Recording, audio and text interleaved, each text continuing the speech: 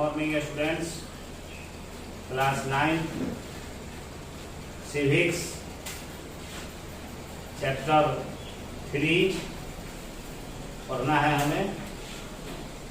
और इसमें इसके पहले 2 चैप्टर हम लोग पढ़े हैं, फीचर्स ऑफ डेमोक्रेसी और डेमोक्रेसी के बारे में। इसमें हमें कॉन्स्टिट्यूशन के बारे में पढ़ना है। 2 देशों के कॉन्स्टिट्यूशन, पहला कंट्री है साउथ अफ्रीका और दूसरा कंट्री है हमारा देश भारत। ये दोनों डेमोक्रेटिक कंट्री हैं और इन दोनों डेमोक्रेटिक कंट्रियों में कॉन्स्टिट्यूशन का निर्माण कैसा हुआ। चैप्टर का नाम है कॉन्स्टिट्यूशनल डिजाइन। कॉन्स्टिट्यूशनल डिजाइन में संविधान का प्रारूप। This chapter start with the words of famous leader of South Africa. He was not only the great leader of South Africa but also all over the world, Mr. Nelson Mandela. उनकी तस्वीर भी पहले page पे लगी है और उनके शब्दों के साथ ये चैप्टर शुरू हुआ है, जिसमें उन्होंने कहा है कि I have fought against white domination and I have fought against black domination.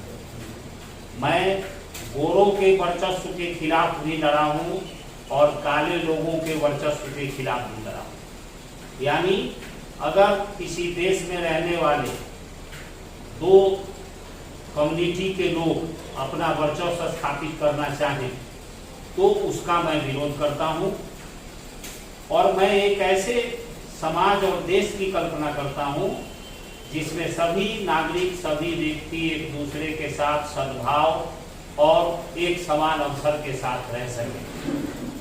और मेरे जो ये आइडियल हैं, उस आइडियल के लिए, उस आदर्श के लिए मैं जीवन भर संघर्ष किया हूं और यदि इन आदर्शों के लिए मुझे मौत भी एक्सेप्ट करना होगा तो उसके लिए भी मैं तैयार हूं। ये नेल्सन मंडेला साउथ अफ्रीका के लीडर थे। पहले इस देश के बारे में आप जानिए कि इस देश में प्रॉब्लम क्या था। जैसे ब्रिटिश अंग्रेजों ने भारत को गुलाम बनाया, उसी तरह साउथ अफ्रीका को भी अंग्रेजों ने गुलाम बनाया। और साउथ अफ्रीका में उन्होंने एक पॉलिसी चलाई जिस पॉलिसी को अंग्रेजी में अपार्थाइड और हिंदी में रंग भेद कहा जाता है। This was the policy in which people discriminate according to their colour of skin.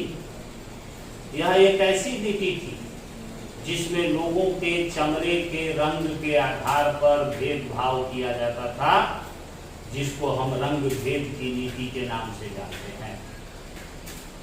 Bharat में जिस तरह अंग्रेजों का शासन था, तो भारत में आप पढ़े होंगे पहले क्लास में कि यहाँ के राजा महाराजाओं के सहयोग से ब्रिटिश गवर्नमेंट शासन चलाती थी।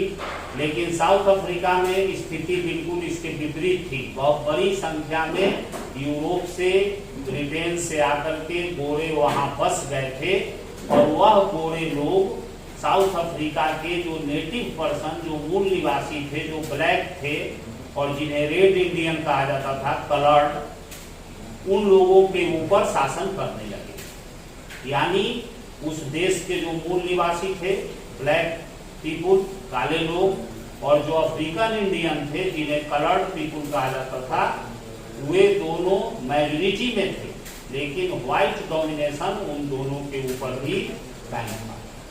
और इसके लिए आवाज उठाने वाले व्यक्ति थे नेल्सन मंडेला, जिन्हें देशद्रोह के अपराध में व्हाइट डोमिनेटेड गवर्नमेंट ने 1964 में जेल में डाल दिया। आजीवन कारावास की उनको सजा दी गई और वो अगले 28 साल 28 year Nelson Mandela spent in the most dreaded prison, Roben island. Africa के सबसे खतरनाक जेल में एक रॉबेन आइलैंड के जेल में नेल्सन मंडेला ने अपने जीवन के 28 वर्ष बिताए।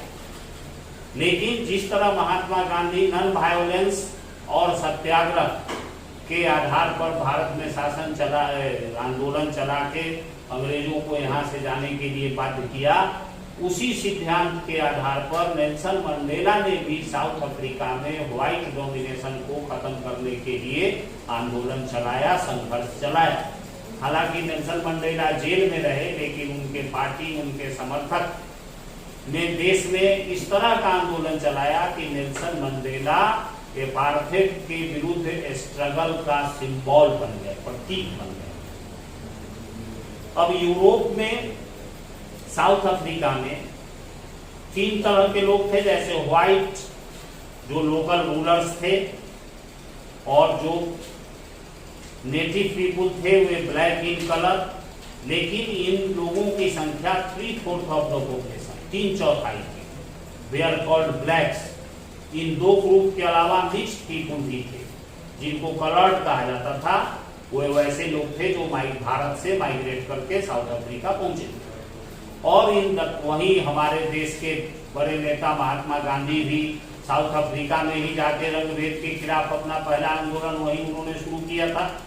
उसी साउथ अफ्रीका में ये जो सिस्टम था अपार्थाइड का, वह बहुत ही ऑपरेसिव था ब्लैक्स लोगों के लिए, दमनकारी, क्योंकि उन्हें व्हाइट एरिया में जाने की बिल्कुल मनाही थी। जहां गोरे लोग रहते थे, वे लोग बस, train, taxi, hotel, hospital, school, college हो, लाइब्रेरी हो, इन किसी भी सार्वजनिक जगह का यूज नहीं कर सकते थे ब्लैक लोग। यहाँ उन्हें जाने के लिए उन्हें परमिट या अनुमति पत्र की आवश्यकता होती थी। पब्लिक टॉयलेट्स या जो भी सार्वजनिक स्थान थे, वे गोरे और कालों के लिए सेपरेट बने हुए थे। और यहाँ तक कि जो पूजा स्थल था, चर्च था, वह चर्च भी गोरे और कालों के लिए अलग अलग था। सही मायने में वहाँ के काले लोग व्हाइट लोगों के ऑपरेसिव मेजर्स का शिकार हो रहे थे, दमन का शिकार थे। लेकिन उनका ऐसा नहीं था कि उन्होंने संघर्ष नहीं किया। Since 1950, the blacks, colored and Indians fought against the apartheid system. 1950 के दशक से ही जो अफ्रीका के काले लोग थे और जो वहाँ के व्हाइट निवासी थे, उनके खिलाफ अफ्रीकन ब्लैक और अफ्रीकन इंडियन, ये दोनों ने मिलकर संघर्ष शुरू किया 1950 से ही। और इन लोगों ने एक पार्टी बनाई, जिस पार्टी का नाम था अफ्रीकन नेशनल कांग्रेस, शॉर्ट में उसको ANC के नाम से जाना जाता है। और इस पार्टी की स्थापना नेल्सन मंडेला ने ही की थी। और इस पार्टी में बहुत सारे वर्कर यूनियन और कम्युनिस्ट पार्टी के लोग भी शामिल थे। ANC जो अपार्थाइड के खिलाफ स्ट्रगल कर रही थी, उसमें साउथ अफ्रीका के वे सभी लोग जो व्हाइट डोमिनेशन अपार्थाइड पॉलिसी के खिलाफ थे, उन सब लोगों ने ANC पार्टी को मजबूत किया और उसको सपोर्ट देना शुरू किया। कुछ सेंसेटिव व्हाइट्स जो थे, बहुत सारे संवेदनशील गोरे जो गोरों के अत्याचार को गलत मानते थे, वैसे व्हाइट पीपुल भी इस संघर्ष में साथ थे। बहुत दुनिया के दूसरे देशों ने भी दक्षिण अफ्रीका की इस पॉलिसी के खिलाफ आवाज उठाई। वहां के दक्षिण अफ्रीका की जो रंगभेदी सरकार थी, उसके खिलाफ विश्व जनमत बनने लगा। 1960 में इंटरनेशनल क्रिकेट काउंसिल ने 1964 में ही साउथ अफ्रीका को क्रिकेट की दुनिया से भी बाहर कर दिया। कोई भी देश उसके साथ क्रिकेट नहीं खेलता था, लेकिन ऐसा नहीं था कि साउथ अफ्रीका में क्रिकेट नहीं होती। फिर जब 1990 में वहां अपार्थाइड गवर्नमेंट का अंत हुआ, रंगभेदी सरकार का जब अंत हुआ, तब जाके 1990 में साउथ अफ्रीका को फिर से दुनिया के दूसरे देशों के साथ क्रिकेट खेलने की अनुमति मिली। और उसके बाद से फिर अभी आप देख रहे हैं कि साउथ अफ्रीकन टीम क्रिकेट खेल रही है। तो वह जो रंगभेदी सरकार वहां थी, उसके विरोध के कारण इंटरनेशनल विरोध भी झेलना पड़ा, अंतर्राष्ट्रीय विरोध भी उसको झेलना पड़ा। और अंततः 1989 तक आते आते विश्व जनमत के दबाव में साउथ अफ्रीका की गोरी सरकार ने, व्हाइट डोमिनेटेड गवर्नमेंट ने फ्रीडम स्ट्रगल के सिंबल माने जाने वाले नेल्सन मंडेला को जेल से रिहा करने का निर्णय लिया और 1990 में नेल्सन मंडेला जेल से रिहा हुए 28 लगभग 29 साल जेल में रहने के बाद। और उसके बाद गोरों ने अंततः इक्वल अपॉर्चुनिटी और इक्वल राइट के अधिकार को स्वीकार किया और अंततः दक्षिण अफ्रीका फाइनली 26 अप्रैल 1994 को एक न्यू इंडिपेंडेंट नेशन के रूप में दुनिया के मानचित्र पर उभरा और उस देश का नाम रिपब्लिक ऑफ साउथ अफ्रीका रखा गया और उसका अपना नेशनल फ्लैग उसका बनाया गया और यह दुनिया का सबसे नवोदित डेमोक्रेटिक कंट्री के रूप में विश्व के मानचित्र पर उभरा। वहां एक कॉन्स्टिट्यूशन का निर्माण किया गया और वह उस कॉन्स्टिट्यूशन के आधार पर दक्षिण अफ्रीका में चुनाव हुए और अफ्रीकी नेशनल कांग्रेस ने विजय प्राप्त की और नेल्सन मंडेला इंडिपेंडेंट दक्षिण अफ्रीका के पहले राष्ट्रपति बने। तो ये सारी चीजें कैसे हुई? How did this come about? Let us hear Mandela, the first president of New South Africa, on this extraordinary transition. जब देश आजाद हुआ, जब दक्षिण अफ्रीका का राष्ट्रीय ध्वज फहराया गया, तो नेल्सन मंडेला ने, हाँ, तो हम लोग साउथ अफ्रीका के कॉन्स्टिट्यूशन के बारे में पढ़ रहे थे और यहाँ तक हम लोग आए थे कि कैसे साउथ अफ्रीका एक इंडिपेंडेंट कंट्री के रूप में सामने आया और साउथ अफ्रीका के first president mister Nelson Mandela ने जो स्पीच दिया था, उस स्पीच का एक अंश इसमें दिया गया है जिसमें उन्होंने कहा है कि historical enemies succeeded in negotiating a peaceful transition from apartheid to democracy exactly because we were prepared to accept the inherent capacity for goodness in the other. ऐतिहासिक दुश्मनों ने एक शांतिपूर्ण सत्ता परिवर्तन रंग भेद से डेमोक्रेसी तक जाने का फैसला किया है क्योंकि ब्लैक और व्हाइट हिस्टोरिकल एनिमीज रह चुके हैं। ऐसा उन्होंने इसलिए किया है क्योंकि दोनों कम्युनिटी एक दूसरे के गुडनेस को, उनके अच्छाई को स्वीकार करने के लिए राजी हुई है, सहमत हुई है। गोरों ने कालों की अच्छाई को स्वीकार करना एक्सेप्ट किया है और कालों ने गोरों की अच्छाई को स्वीकार करना, उनको एक्सेप्ट करना, ये इस पर वो एग्री हुए हैं। My wish is that South Africa never give up on the belief in goodness, that they cherish that faith in human beings is the concerning of our democracy। और मुझे यह विश्वास है कि हमारा दक्षिण अफ्रीका कभी भी इस अच्छाई की भावना को नहीं छोड़ेगा और देश के दोनों समुदाय एक दूसरे के साथ मिलजुल के रहेंगे।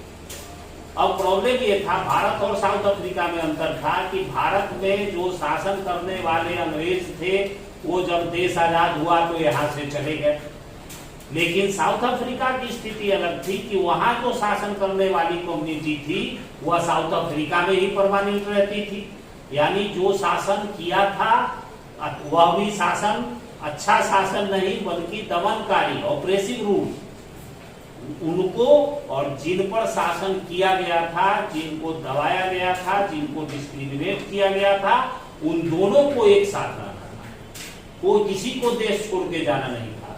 तो ये बहुत बड़ी प्रॉब्लम थी साउथ अफ्रीका के लीडर के सामने कि एक ऐसा कॉन्स्टिट्यूशन बनाया जाए जिस कॉन्स्टिट्यूशन को ये दोनों कम्युनिटी स्वीकार कर सके और दोनों कम्युनिटी सद्भाव के साथ रह सके। इसलिए साउथ अफ्रीका के लोगों ने एक साथ मिलके वही लिखा है कि the party that ruled through operation and brutal killings and the party that led the freedom struggle set together to draw up a common constitution. एक ऐसी पार्टी जो पहले की पार्टी थी, जो गोरे लोगों की पार्टी थी, जिसने उस देश के लोगों का दमन किया, और अफ्रीकी नेशनल कांग्रेस जिन्होंने उन गोरों से मुक्ति के लिए आजादी की लड़ाई लड़ी, ये दोनों पार्टियां एक साथ बैठी और दोनों बैठ करके एक ऐसे संविधान को कंस्ट्रक्ट करने में, उनको डिजाइन करने में सफलता उनको मिली जो दुनिया का सबसे बेहतरीन डेमोक्रेटिक कॉन्स्टिट्यूशन माना जाता है। दक्षिण अफ्रीका का संविधान आज की तारीख में विश्व का सबसे बेहतरीन लोकतांत्रिक संविधान है, जिसमें जितने फंडामेंटल राइट्स साउथ अफ्रीका के नागरिकों को मिले हुए हैं, वह उतना फंडामेंटल राइट दुनिया के किसी भी डेमोक्रेटिक कंट्री के नागरिकों को नहीं मिला है। Together they decide that in the search for a solution to the problem, nobody should be excluded, no one should be treated as a demon. They agreed that everybody should become part of the solution, whatever they might have done or represented in the past. The preamble to the South African Constitution इसी भावना को दिखाता है। यानी जब दोनों community जो एक दूसरे के दुश्मन रह चुकी थी, जब उन्होंने संविधान बनाने के लिए बैठी, तो दोनों कम्युनिटी एक दूसरे को न तो दमनकारी समझ रही थी और न ही कोई एक दूसरे को कमजोर समझ रहा था। दोनों एक साथ मिल के बैठ के एक ऐसा संविधान बनाने में उन लोगों ने सफलता पाई जो संविधान दुनिया भर के डेमोक्रेटिक वर्ल्ड को, डेमोक्रेटिक कंट्री को इंस्पायर करता है। A state denounced by the entire world till recently as the most undemocratic one is now seen as a model of democracy.